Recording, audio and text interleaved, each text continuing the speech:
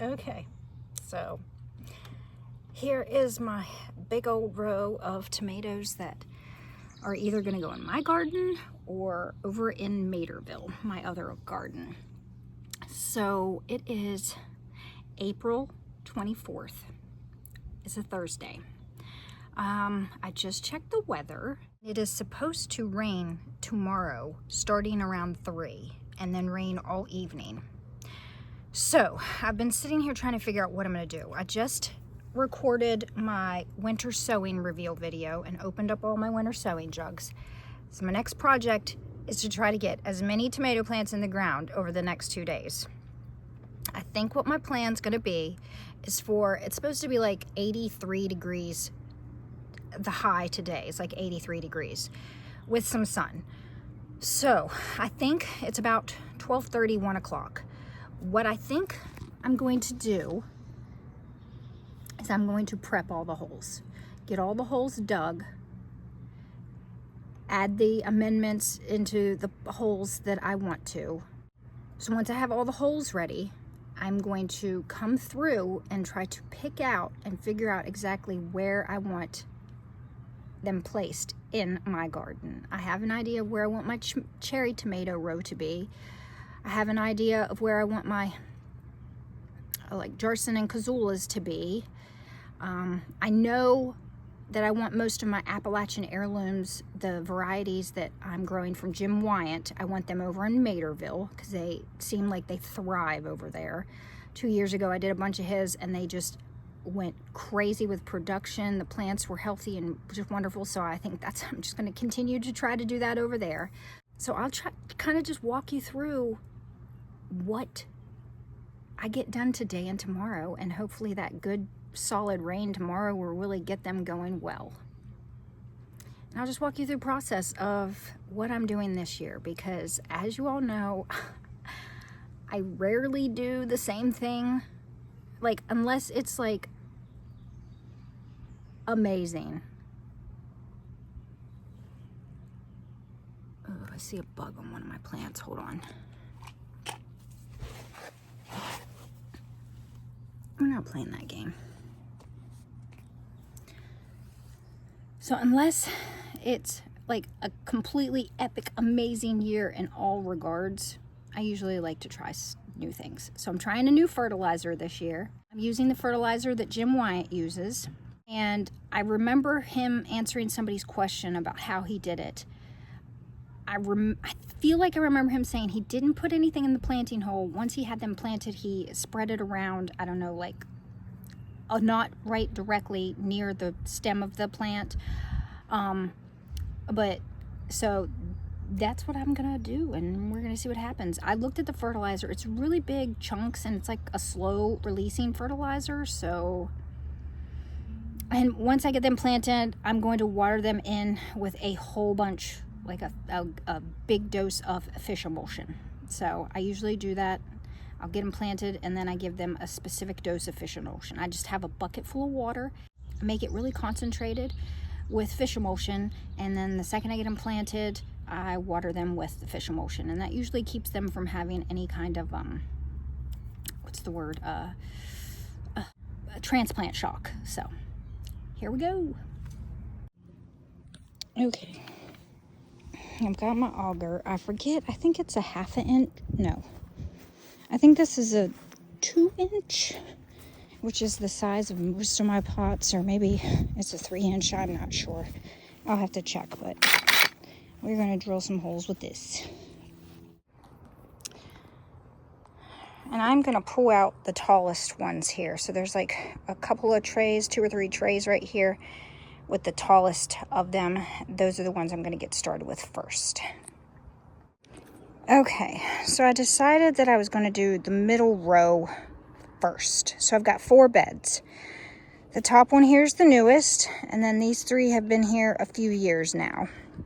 So I'm just going to drill the holes about, I don't know, 12 to 18 inches apart, somewhere close to there.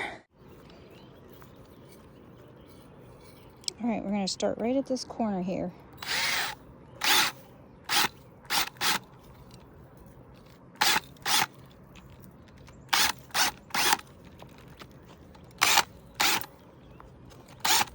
All right, one hole.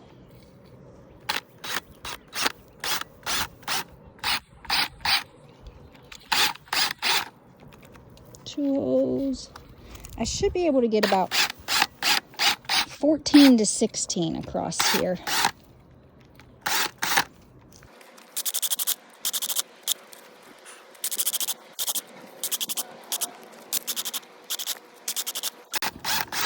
And I do plant mine fairly close together. Okay, so we got 1, 2, 3, 4, 5, 6, 7, 8, 9, 10, 11, 12, 13, 14, 15, 16, 17. Ooh. So they're pretty close together. I think I probably did one too many, but whatever. It'll be fine. So I'm going to keep doing that. The rest of these rows and probably the rest of the beds. I think I'm going to just go ahead and make the holes for all of them. Put the amendments that I want in the holes, and then set the tomato containers where I want them in the bed. And then I'll kind of be able to tell what's what, and then I think we'll actually plant them tomorrow. So here we go. Okay, so what I'm going to put into the planting hole is just a handful of this. So what I've done is I've mixed up Pro Mix, a few handfuls of the Garden Tone, which this is a finer granulated than what the other fertilizer that I'm going to top dress with is.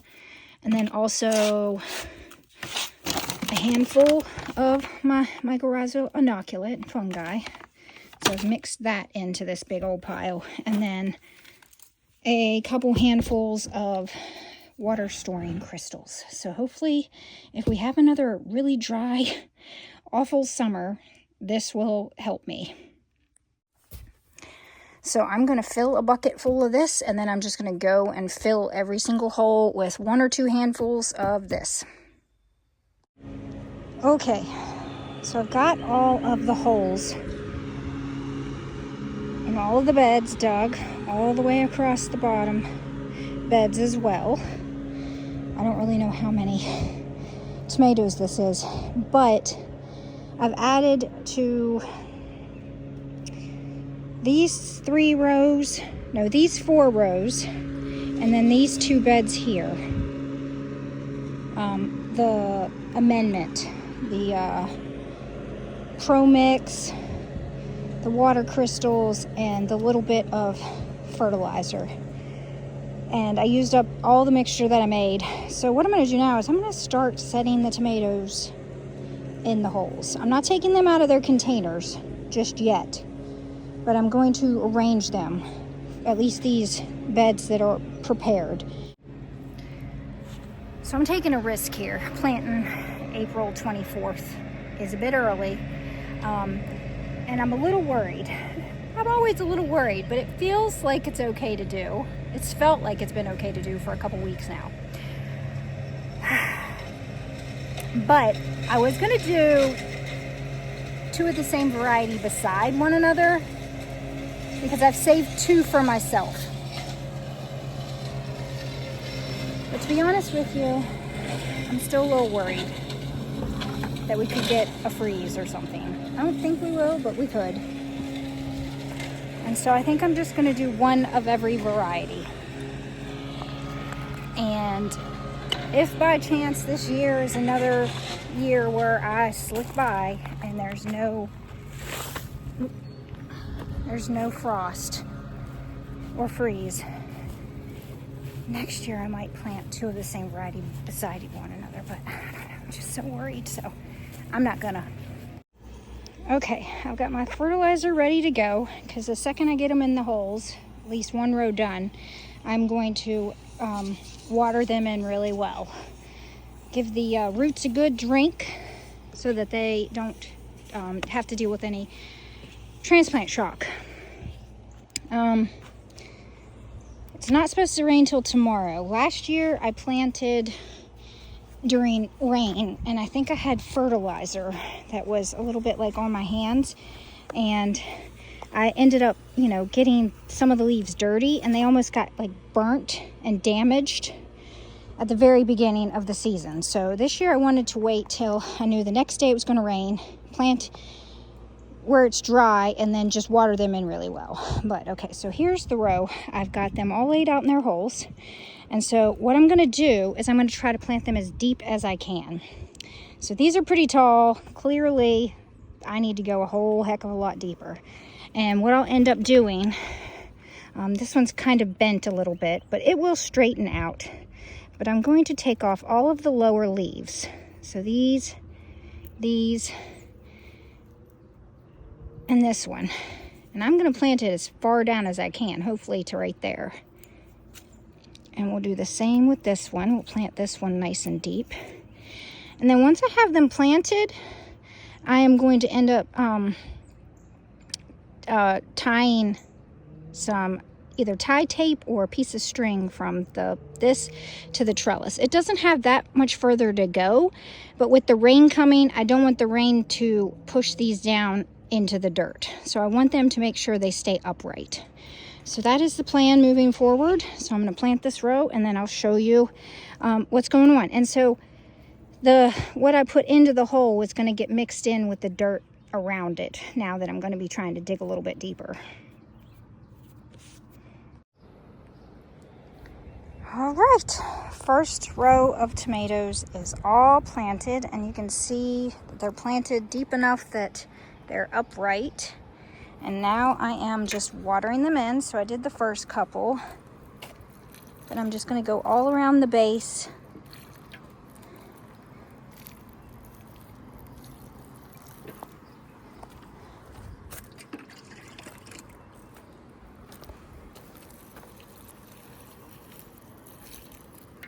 And we're going to let that settle the roots.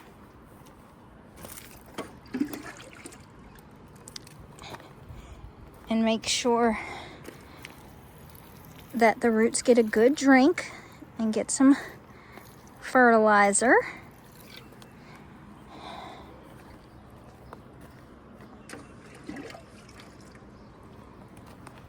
And this is my trick as to how I don't get transplant shock.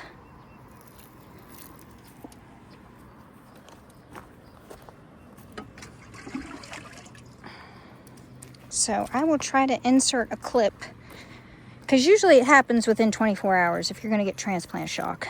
And I'll try to insert a clip tomorrow of them tomorrow morning. Transplant shock, they just get really wilted and they just look very sad, almost like they're about to die.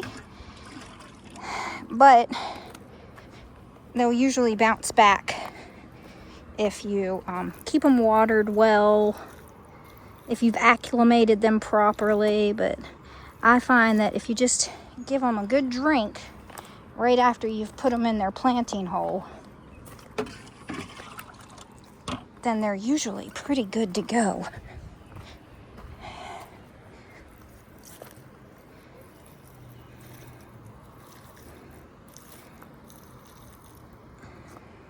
Okay, so once I'm done that, the next thing I'm going to do is I'm going to add that fertilizer. I forget what it's called. Tomato RX or something. I don't even remember.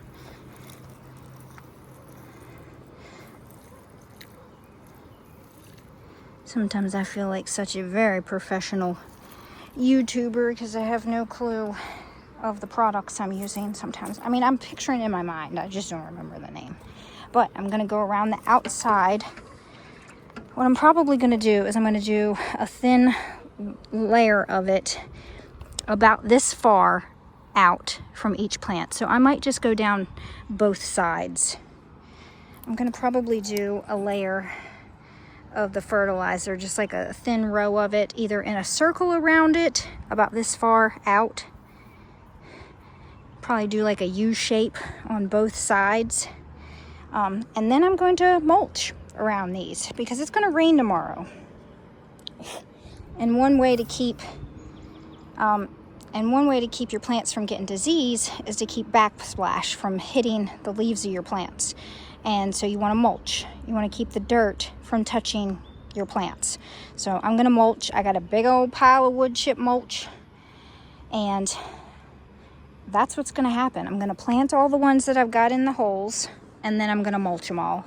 And then I will just keep repeating the step, putting some in the holes, planting them, fertilizing, watering, fertilizing, mulching, until all of my tomatoes in my garden are planted. Same thing for Materville.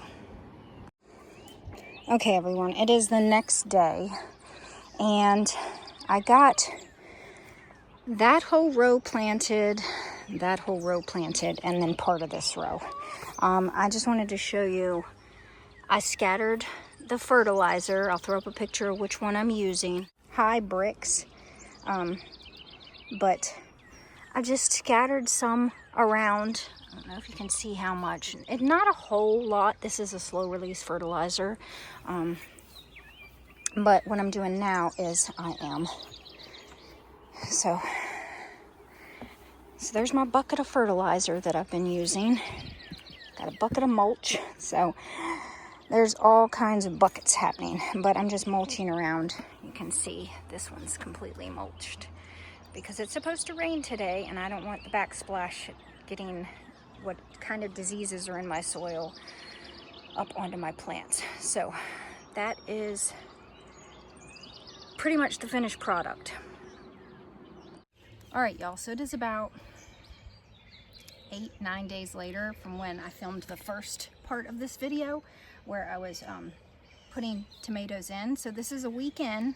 Now that I know that they've all transplanted okay and I don't have to replace any, it's time to tie them up. So I have my trellises. Some of these are, I forget what kind of wire it is, but I've also got cattle panels, which are real sturdy. But I also have some of this here. This is what I use over at Materville, and it works just fine. It's pretty sturdy. The wire, when you like squeeze it, doesn't bend. It's a little harder to get your hand through, but you can. But so when the plants are probably about this big, this is what I use. Because I grow so many tomatoes, this is just the easiest for me. I don't like to use a lot of things that are not like compostable or reusable, but this is something that it's necessary really for my sanity. But this is, I get it in packs of 12, and it's just this big roll of, and it's pretty, and one thing I like about it is that it's stretchy.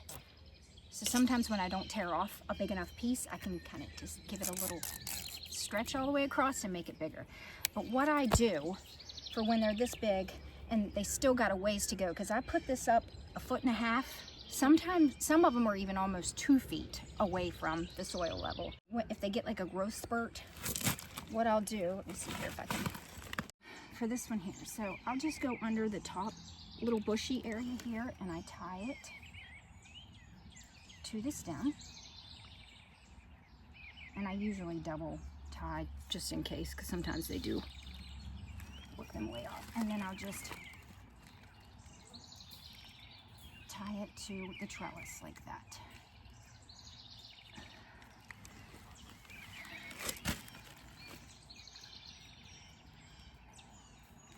So now I've kind of got like a little string that I can like weave this up to the trellis where I want it. And that is how I plant my tomatoes and trellis my tomatoes. There will definitely be more videos of me. There will be garden tours, specific tomato garden tours of all the 350 different varieties that I started this year.